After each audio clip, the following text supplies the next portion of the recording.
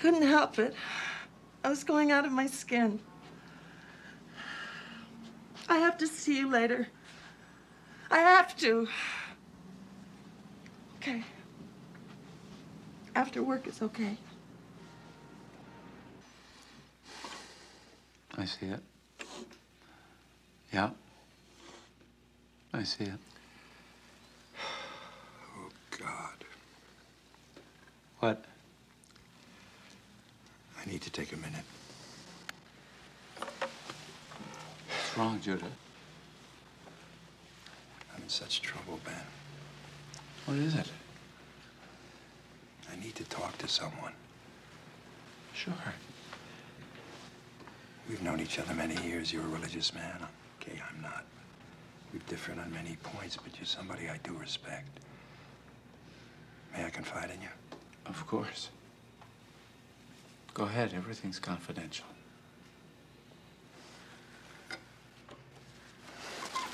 I've done a foolish thing. Senseless, vain, dumb. Another woman.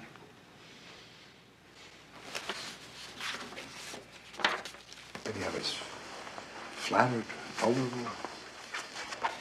Maybe because she was helpless and alone. I don't know, but now my life's about to go up in smoke. Can't you break it off? The woman won't allow it. She's young, she's very unstable, she's an hysteric and vindictive.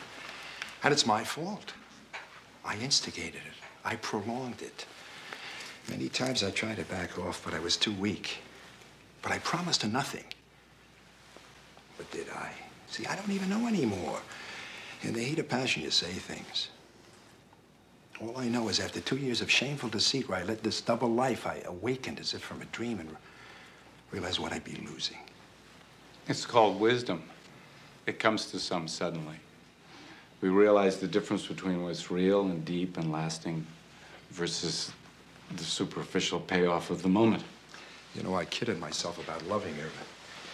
Deep down, I knew, knowing I behaved selfishly. For pleasure, for adventure, for lust. Sometimes when there's real love and true acknowledgement of a mistake, there can be a forgiveness, too. I know Miriam. Her values, her feelings, her place among our friends and colleagues. But what choice do you have if the woman is going to tell her? You have to confess the wrong and hope for understanding. And maybe Miriam was responsible in some ways, too. And you have to discuss it and hope for the best. And maybe you and Miriam can never go back to the old life, but maybe there's a new one with maturity and understanding, maybe even a richer one. You know, it's funny. Our entire adult lives, you and I have been having this same conversation in one form or another. Yes, I know. It's a fundamental difference in the way we view the world. You see it as harsh and empty of values and pitiless. And I couldn't go on living if I didn't feel with all my heart a moral structure with real meaning and forgiveness and some kind of higher power. Otherwise, there's no basis to know how to live. And I know you well enough to know that the spark of that notion is inside you somewhere, too. Now you're talking to me like your congregation. It's true. We went from a small infidelity to the meaning of existence. Miriam won't think 2 years of scheming and dishonesty is a small infidelity.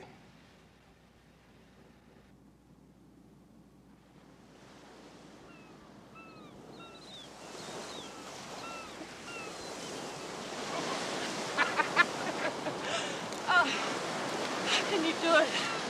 I give up. God, you're in such wonderful shape. For a man my age. For any age. I was actually quite athletic when I was a young student. You still make love like a young student? Yeah? Yeah. Yeah. You know, I don't think we should do this here.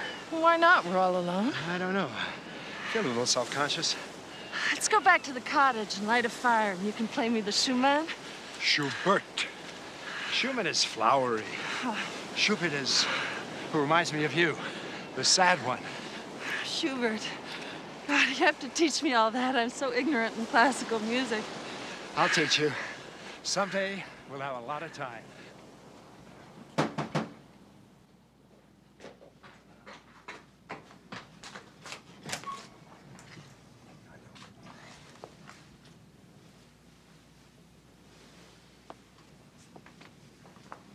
Would you like a drink?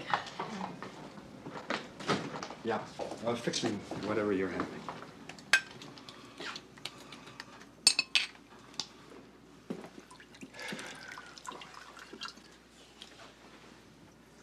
Why'd you call the house last night and hang up, huh, Adele? I'm not playing games, Judah. Just because you've decided I'm through in your life doesn't mean I'm going to roll over and die. What the hell happened to us? I mean, we had a wonderful few years. We both knew we couldn't go on forever. I gave up things for you. Oh, come on. That's poppycock. Give me that, will you? For God's sakes. No business opportunities. It's all in your head. No lovers begging for your hand. I mean, I prevented nothing. Can we not argue? I just wanted to talk. Just so rattled. I had an idea. I thought if we could get away, just for a little while on one of our trips. Our trips are the warmest memories I have, not just in our relationship, but some of the loveliest times I've ever had. And you're always so much more relaxed away from home. You come to life. Your whole face changes. I thought if we could just get away to Boston or Washington, just without any preconceived notions. I can't go away, Del. Just a weekend, I just can't, to be together. Del. I can't. Why not? I can't. You won't. Of course I won't. Right. Why not? Because you're very unrealistic. You know that? Sit down for a second. Let's talk.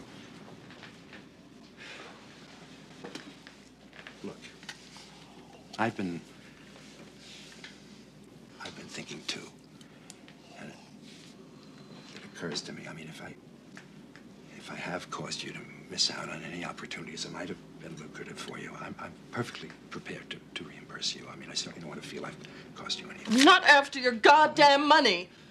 I want to speak to Miriam. It's her problem, too. I want her to know the truth. Keep her out of it, all right?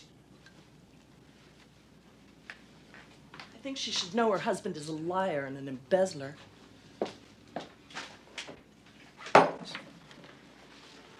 Don't you dare call me an embezzler. I'm not blind. I know what went on between those philanthropies and your stocks. I took nothing, not a nickel. My conscience is completely clear. You needed